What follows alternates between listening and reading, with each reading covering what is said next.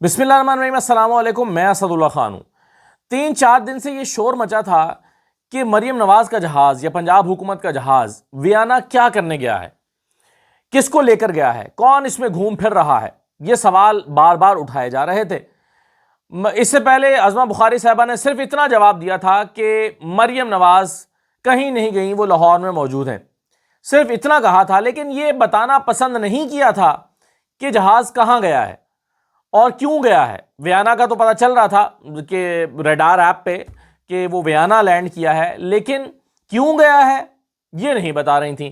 اس پر کئی صحافیوں نے انہیں سوال بھی بھیجے، لیکن ان سوالوں کا جواب بھی نہیں دیا۔ ظاہر ہے پھر اس پہ قیاس آرائیاں ہوئیں، لوگوں نے اپنے اپنے اندازوں کے مطابق خبریں دیں، میں نے بھی اس پر بات کی۔ آج انہوں نے اس پر وضاحت کی ہے اور ایک ٹویٹ کے ذریعے اس کا جواب دیا ہے ان قیاس آرائیوں کا، لیکن جس طرح کا جواب دیا ہے اس سے تو بہتر تھا کہ جواب نہ ہی دیتے تو اچھا تھا، خاموشی اختیار کیا رکھتے۔ بھئی اگر آپ کو جواب دینا ہے تو صحیح جواب دیں، صحیح معلومات دیں لوگوں کو، اور پھر ڈانٹ بھی پلا رہے ہیں، ناراض بھی ہو رہی ہیں کہ بھئی سوال اٹھ کیوں رہا ہے، قیاس آرائیاں کیوں ہو رہی ہیں۔ عظمہ بخاری صاحبہ نے جو وضاحت جاری کی ہے پہلے تو آپ یہ سن لیجئے، اور اس کے بعد اس وضاحت کے نتیجے میں اٹھنے والے مزید کئی سوال ہیں جو اس وضاحت کو رد کرتے ہوئے نظر آتے ہیں اور اس وضاحت کو جھوٹا ثابت کرتے ہوئے دکھائی دیتے ہیں وہ دعوے، اس پہ بھی بات کر لیتے ہیں۔ عظمہ بخاری نے کہا کہ پنجاب حکومت کا جہاز تکنیکی معائنے کے لیے ویانا گیا ہے۔ پنجاب حکومت کا جہاز یعنی انہوں نے بڑے احتیاط سے کام لیتے ہوئے مریم نواز کا جہاز نہیں کہا، اس کو پنجاب حکومت کا جہاز کہا ہے، تاکہ یہ بحث جو ہے وہ جو بہت دن سے جاری تھی کہ مریم نواز نے جہاز لیا ہے عوام کے پیسوں سے، تو اس پہ وضاحت جاری تھی کہ نہیں مریم نواز نہیں، یہ تو پنجاب حکومت کا جہاز ہے۔ چلیے یہ پنجاب حکومت کا جہاز تکنیکی معائنے کے لیے ویانا گیا ہے، جس کے بارے میں جاری قیاس آرائیاں نہ صرف حقائق کے برعکس ہیں بلکہ افسوسناک بھی ہیں۔ بھئی یہ قیاس آرائیاں کیوں ہو رہی ہیں؟ یہ قیاس آرائیاں اس لیے ہو رہی ہیں کہ آپ لوگوں کے سوالوں کا جواب نہیں دے رہے۔ اگر آپ لوگوں کے سوالوں کا، صحافیوں کے سوالوں کا جواب دے دیں تو قیاس آرائیاں دم توڑ دیں، کسی کو قیاس آرائی کرنے کی ضرورت ہی پیش نہ آئے۔ لیکن چونکہ آپ سوالوں کا جواب ہی نہیں دے رہے ہیں، آپ بتا ہی نہیں رہے ہیں کہ ویانا کیا کرنے گیا، تو پھر لوگوں نے تو قیاس آرائیاں ہی کرنی ہیں۔ تو آپ نے اس کو کہا کہ جاری قیاس آرائیاں نہ صرف حقائق کے برعکس ہیں بلکہ افسوسناک ہیں۔ حقائق کیا ہیں پھر؟ ایک متعین مدت میں جہاز کا تکنیکی معائنہ کانٹریکٹ کا حصہ ہوتا ہے، متعین مدت میں۔ متعین مدت کیا ہے؟ ابھی میں آپ کو تھوڑی دیر میں ایکسپلین کر دیتا ہوں کہ ایک متعین مدت میں جہاز کا تکنیکی معائنہ، یہ متعین مدت کیا ہے جس میں جہاز کا تکنیکی معائنہ ہونا چاہیے، اس پہ بات کر لیتے ہیں۔ ایک متعین مدت میں جہاز کا تکنیکی معائنہ کانٹریکٹ کا حصہ ہوتا ہے۔ معمول کے معائنے پر بے پر کی اڑانے والوں کو بامقصد کاموں پر توجہ دینے کی ضرورت ہے، یہ عظمہ بخاری نے کہا۔ لیکن کیا یہ ایک معمول کا معائنہ ہے؟ کیا یہ ایک تکنیکی معائنہ ہے؟ اچھا، اس پہ ایک ٹویٹر پہ جو ہے وہ ایک خاتون ہے شارین کوثر کے نام سے، انہوں نے گروک سے سوال کیا اسی ٹویٹ کے جواب میں۔ انہوں نے لکھا کہ گروک یہ بتاؤ کہ گلف اسٹریم کا نیا جہاز خریدنے کے کتنے فلائنگ گھنٹوں کے بعد، کتنے فلائنگ اوورز کے بعد تکنیکی معائنہ ہوتا ہے، یا کم از کم کتنے عرصے بعد پہلا معائنہ ہوتا ہے؟ جواب اردو میں دو تاکہ ہمارے پٹواری بہن بھائی بھی پڑھ سکیں۔ چلیں یہ تو انہوں نے ایسے کہہ دیا۔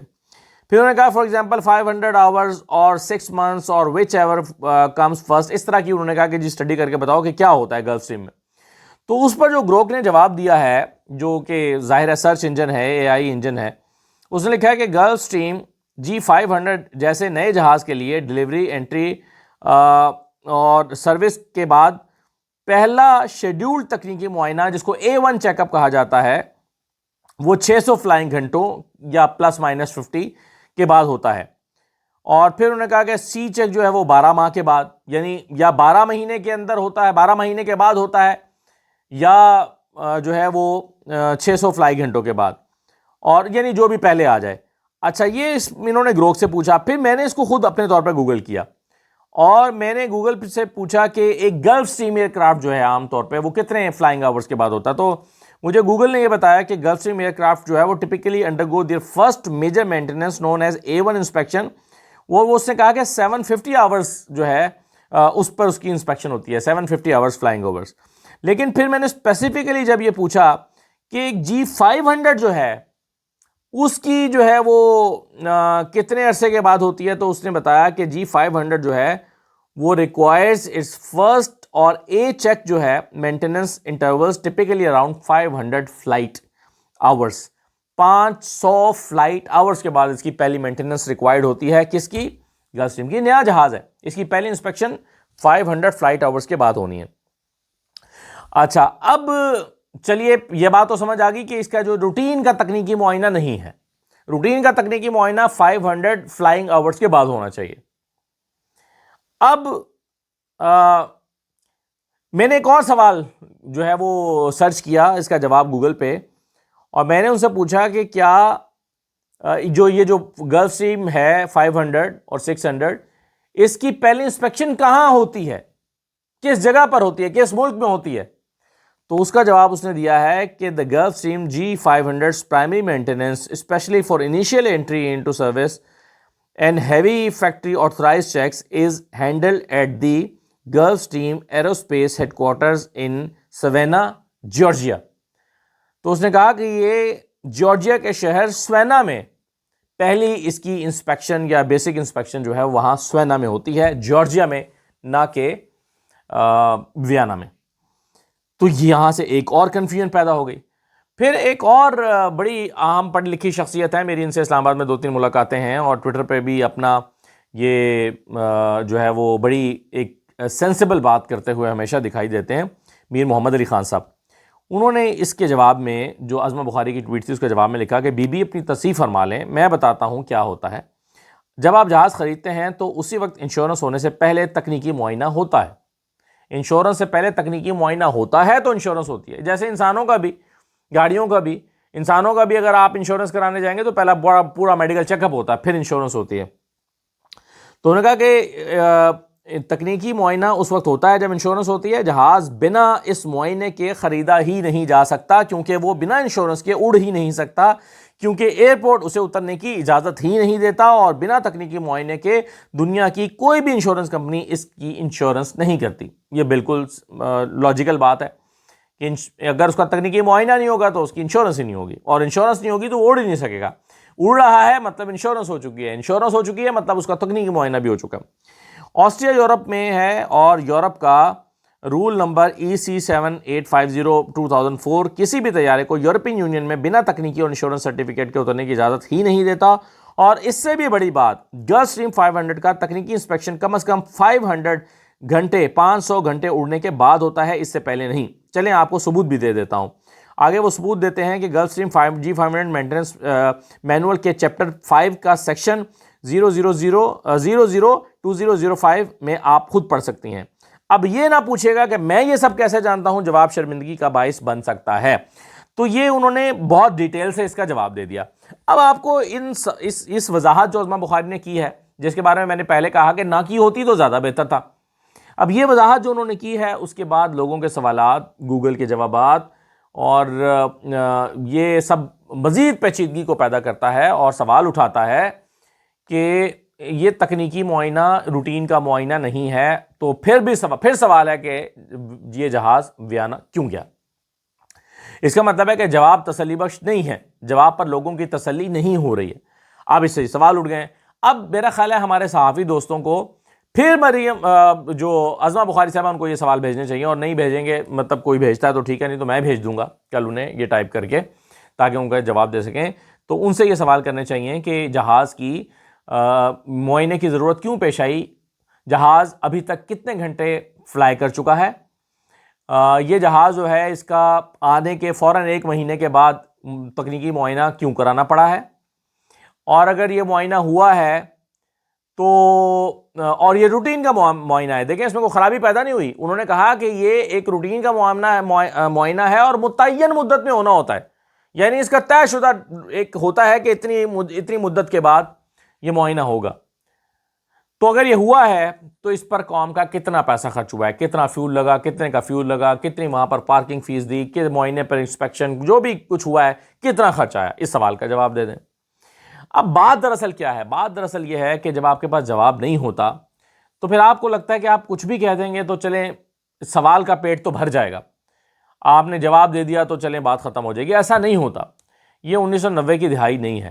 یہاں پر لوگوں کے پاس پوری جو انفارمیشن، فلو آف انفارمیشن ہے وہ اچھا ہے، ایکسیس ٹو انفارمیشن ہے لوگوں کے پاس.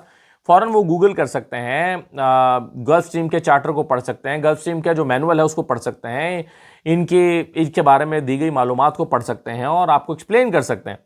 تو یہ جو آپ 4 سہیلیاں بیٹھ کے فیصلہ کرتی ہیں نا کہ کیا کریں، بڑا پریشر آ رہا ہے، تو ایک سہیلی مشورہ دیتی ہے کہ ایسا کرو کہ تم پھر یہ بتا دو، ایسا کرو کہ اچھا تم یہ بول دو. تو وہ جو نہیں گھر میں ہماری عورتیں ایک نظام چلانے کی کوشش کرتی ہیں کہ اس نے یہ کہا اور اس نے یہ کہا، اچھا تم یہ کہہ دو، اچھا فلاں کہہ دو، اس طرح نظام چل جائے گا. ایسے نہیں چلتا. یہ معاملہ ہے بہت سنجیدہ، اور اس سنجیدہ معاملے کو سنجیدگی کے ساتھ ہی جواب دینا پڑے گا، ورنہ یہ روزانہ آپ کے لیے پریشانی کا باعث بنتا رہے گا. تو اس لیے بہتر ہے کہ اس کا جو صحیح جواب ہے وہ آپ دیں تاکہ لوگوں کو اس کی تسلی ہو سکے. آج ایران کے حوالے سے بڑی امپورٹنٹ چیزیں ہیں، میں اس پر بات کر لیتا ہوں، پھر 2 خبریں میں نے آپ کے ساتھ اور شیئر کرنی ہیں. ایران کا معاملہ یہ ہے کہ جی آج جو مجتبیٰ خامنہئی ہیں انہوں نے ایک بیان جاری کیا، پہلا بیان، جس میں انہوں نے کہا کہ ایک تو آبنائے ہرمز بند رہے گی، یعنی ان کے پاس یہ طاقت موجود ہے ابھی بھی کہ وہ آبنائے ہرمز کو بند کر سکتے ہیں اور کامیابی سے کر سکتے ہیں، تو یہ بند رہے گی، یہ بھی نہیں کھول رہے. دوسرا انہوں نے کہا کہ امریکہ کے جہاں جہاں پر اڈے ہیں وہاں پر حملے جاری رہیں گے. تیسرا انہوں نے اپنی فوج کا شکریہ ادا کیا، شہیدوں کا بدلہ لینے کا اعلان کیا. انہوں نے کہا کہ جو اسکول کے بچوں پر حملہ کیا گیا اس کا بدلہ لیا جائے گا. پوری قوم کو انہوں نے ایک مرتبہ پھر مجتمع کر دیا، پھر اکٹھا کر دیا، پوری قوم اکٹھی ہو گئی. اب آپ کو یاد ہوگا کہ کچھ دن پہلے ڈونلڈ ٹرمپ نے کچھ دعوے کیے تھے. ڈونلڈ ٹرمپ نے کیا کہا تھا؟ ڈونلڈ ٹرمپ نے کہا تھا کہ ہم نے ایران کی تمام جو بحریہ ہے اس کو تباہ کر دیا اور پوری میزائل ٹیکنالوجی، میزائل سسٹم ختم کر دیا، ایلیمینیٹ کر دیا. اب اگر میزائل سسٹم ایران کا ایلیمینیٹ ہو گیا ہے تو پھر سوال یہ پیدا ہوتا ہے کہ ابھی جو تازہ تل ابیب پہ حملہ ہوا ہے وہ کس نے کیا، وہ کیسے ہو گیا؟ تل ابیب پر حملے کی ابھی تھوڑی دیر پہلے ایران نے ایک تازہ ویڈیو جاری کی ہے جس میں پوری عمارت تباہ اور ایک بہت بڑا گڑھا زمین پر پڑا ہوا دکھائی دے رہا ہے تل ابیب کے اندر، تل ابیب میں، کیپٹل میں اسرائیل کے. اور وہاں پر ہمیں ایک ایران کی جانب سے حملے کے بعد تباہی نظر آ رہی ہے. تو اگر ایران کے اندر میزائل مارنے کی صلاحیت نہیں ہے تو تل ابیب میں یہ اٹیک کیسے ہو گیا جس کی ویڈیو ابھی ایران نے جاری کی ہے؟ دوسرا، جو آبنائے ہرمز سے گزرنے والے جہازوں کو تباہ کیا ہے ایران نے، اگر ان کے پاس نیوی بھی نہیں ہے، میزائل سسٹم بھی نہیں ہے، تو وہ کیسے کر رہے ہیں؟ پھر آبنائے ہرمز بند کیوں ہے؟ اگر ایران کے پاس طاقت نہیں ہے، وہ رسی لگا کے تو نہیں کھڑے ہو گئے نا آگے سے ڈنڈا پکڑ کے ہاتھ میں کہ خبردار کوئی جہاز گزرا. اگر وہ ان کے پاس طاقت نہیں ہے تو آبنائے ہرمز پھر کھلی کیوں نہیں ہے؟ پھر امریکہ آبنائے ہرمز کھلوا کیوں نہیں سکا؟ اسٹریٹ آف ہرمز ابھی تک بند کیوں ہے؟ تو اندازہ ہوتا ہے کہ امریکہ کے دعوے درست نہیں ہیں. اور ابھی کیا ہوا ہے؟ ابھی تھوڑی دیر پہلے خبر آئی ہے کہ امریکہ کا ایک طیارہ عراق کے مغربی حصے میں گر کر تباہ ہو گیا ہے اور دوسرے کو نے سم ہاؤ لینڈ کرنے میں وہ کامیاب رہا ہے. تو اگر ایران کے پاس مارنے کی طاقت نہیں ہے تو امریکہ اپنے جو طیارے ہیں وہ کیوں بچانے میں کامیاب نہیں ہو رہا؟ پھر ایک ان کا جہاز ہے جیرلڈ کے، اس طرح کر کے کچھ نام ہے ان کا، جو جنگی جہازوں کو لے کر آتا ہے، شپ ہے، اس شپ میں بھی آگ لگی ہے اور اس کے بارے میں بھی کہا جا رہا ہے کہ یہ ایران کے میزائل مارنے کی وجہ سے اس میں آگ لگی ہے اور اس میں بھی 2 امریکی فوجی زخمی ہو گئے ہیں. کل میں نے آپ کو بتایا تھا کہ رائٹرز نے بتایا کہ 150 امریکی فوجی زخمی ہیں، 8 نہیں ہیں، 150 ہیں. تو ایران نے تو بہرحال پریشانی کا باعث ایران بنا ہوا ہے امریکہ کے لیے، اور ایسا لگتا ہے. اور ابھی جو سٹیٹمنٹ آج آئی تھی مجتبیٰ خامنہئی صاحب کی، جو سپریم لیڈر آف ایران ہے نئے، ان کی سٹیٹمنٹ پر ڈونلڈ ٹرمپ بڑا تل ملائے ہوئے ہیں اور انہوں نے کہا کہ یہ جو ہے وہ ایک انتشاری سلطنت بن گئی ہے اور اس طرح کے سٹیٹمنٹس انہوں نے دیے ہیں. لیکن بہرحال اس سارے معاملے میں امریکہ ہمیں کافی پریشانی کا شکار دکھائی دیتا ہے اور اس کی دوسری پریشانی یہ ہے کہ وہ اس جنگ کو لمبا بھی نہیں کر سکتا ہے. ایک چیز بڑی امپورٹنٹ آج سینٹ کی قائمہ کمیٹی میں ڈسکس ہوئی، انفیکٹ کل جمعرات کو، اور سینٹ کی قائمہ کمیٹی پر IT میں ایک بحث ہوئی، اور وہ یہ ہے کہ، اور وہ یہی اسرائیل کے پرسپیکٹو میں ہے کہ کے اسلام آباد میں اور پاکستان میں جو safe city project, safe city کے تحت جو کیمرے لگائے گئے ہیں تاکہ دہشت گردوں کی موومنٹ، کرائم، ان چیزوں کو کنٹرول کیا جا سکے، شہر کو سیف بنایا جا سکے، تو پتہ یہ چلا ہے کہ وہ جو کیمرے ہیں ان کا سافٹ ویئر جو ہے وہ تو اسرائیلی کمپنیوں کا بنایا گیا ہے اور اس کے ہیک ہو جانے کا خدشہ ہے، اور اس سے وی آئی پی جو سیکیورٹی ہے وہ کمپرومائز ہو سکتی ہے۔ اب یہ خیال کہاں سے آیا؟ کیونکہ ایران کے جو سیکیورٹی کیمراز تھے وہ ہیک ہوئے، تو جب خدا نہ خواستہ اگر اسلام آباد کے سیکیورٹی کیمرے ہیک ہو جاتے ہیں، اور ہیک اس لیے ہو سکتے ہیں کہ ان کا کنٹرول اسرائیلی کمپنیوں کے پاس ہے کیونکہ اس میں سافٹ ویئر اسرائیلی استعمال ہو رہے ہیں، تو پھر جو وی آئی پی موومنٹ ہے جس میں پاکستانی اور غیر ملکی دونوں ہوتی ہیں، تو وہ وی آئی پی موومنٹ کی جو ہے وہ سیکیورٹی کمپرومائز ہو سکتی ہے اگر یہ سیف سٹی کے کیمرے ہیک ہو جاتے ہیں۔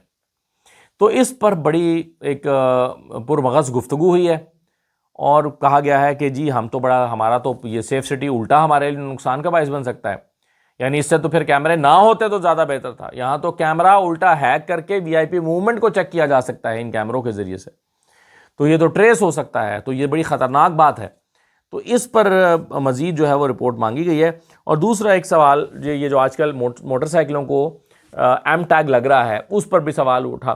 گاڑی کے اندر ایم ٹیگ لگتا ہے، وہ تو شیشے کے اندر لگ جاتا ہے، گاڑی لاک بھی ہو جاتی ہے، سیف بھی رہتا ہے، بارش سے بھی بچ جاتا ہے۔ یہاں پر یہ ہے کہ ایک بائک کوئی موٹر سائیکل کھڑی کر کے گیا ہے، بارش ہوئی اور ایم ٹیگ اتر گیا، یا اس نے واش کرائی، گاڑی دھلوائی تو ایم ٹیگ اتر گیا۔ اچھا، پھر ایم ٹیگ اگر کسی کا لگا ہوا ہے اور وہ کہیں بائک کھڑی کر کے چلا گیا تو کوئی اور آئے گا اس کو اتار لے گا اور اتار کے اپنی بائک پہ لگا لے گا، تو پھر کیا ہوگا؟ یا نہیں بھی اپنی بائک پہ لگائے گا، اس کو ڈسٹروائے کر دے گا، تو اس کی حفاظت کیسی ہوگی؟ تو پلاننگ کوئی نہیں کی اور موٹر سائیکلوں کو ایم ٹیگ لگانا شروع کر دیا۔ اس پر بھی بہت زیادہ ڈسکشن ہوئی ہے، بحث ہوئی، سوال ہوا سینٹ کی قائمہ کمیٹی میں، اور کہا گیا کہ بھائی یہ کس نے بغیر سوچے سمجھے موٹر سائیکلوں کو ایم ٹیگ لگانا شروع کیا؟ مثال دی گئی فلاں کنٹری میں بھی، فلاں کنٹری میں، تو بھائی فلاں کنٹریز میں جو ہے وہ اس طرح سے چوری چکاری بھی نہیں ہوتی اور دو نمبری بھی نہیں ہوتی کہ کسی کی موٹر سائیکل کا کوئی اتارے اور اتار کے دوسرا لگا لے۔ مثال کے طور پہ کوئی دہشت گرد ہے، دہشت گرد کسی اور موٹر سائیکل کا ایم ٹیگ اتار کے اپنی موٹر سائیکل پہ لگا کے چلا جائے اور دہشت گردی کر دے تو پکڑا تو وہ غریب جائے گا بیچارہ۔ تو اب وہ بندہ اپنی حفاظت کرے، اپنے بائک کی حفاظت کرے یا اپنے ایم ٹیگ کی حفاظت بھی کرے۔ تو اس پر بھی جو ہے وہ کمیٹی کے اندر بہت ڈسکشن ہوئی ہے اور کسی نتیجے پر بہرحال ہماری جو حکومت ہے وہ بھی نہیں پہنچی۔ آج ایک اور آپ کے لیے بری خبر ہو سکتی ہے، اور وہ یہ ہے کہ پیٹرول کی قیمتوں میں آج پھر رد و بدل کا امکان ہے، اور عالمی منڈی میں اس وقت پیٹرول جو خام تیل ہے اس کی قیمت $101 فی بیرل سے بڑھ گئی ہے، تو اس لحاظ سے جو ہے وہ قیمتوں میں آج پھر اضافہ ہو سکتا ہے۔ لیکن ہم رحم کی اپیل کرتے ہیں حکومت سے اور توقع بھی یہ رکھتے ہیں، کیونکہ پچھلی مرتبہ حکومت نے $20 کی لیوی بھی ڈال دی تھی، جتنا بڑھانا چاہیے تھا اس سے بھی زیادہ بڑھا دیا تھا، بلکہ بڑھانا ہی نہیں چاہیے تھا جتنا بڑھا دیا تھا۔ تو اس مرتبہ ہو سکتا ہے کہ وہ کچھ رحم کھائیں عوام کے اوپر اور پیٹرول کی قیمتوں میں اضافہ نہ کریں۔ یہ ہماری توقع، خواہش اور دعا اور اپیل سب کچھ ہے حکومت سے، کیونکہ اس قوم بیچاری میں سخت نہیں ہے، لوگ پہلے ہی بھوک سے مر رہے ہیں۔ اجازت دیجیے، اللہ حافظ۔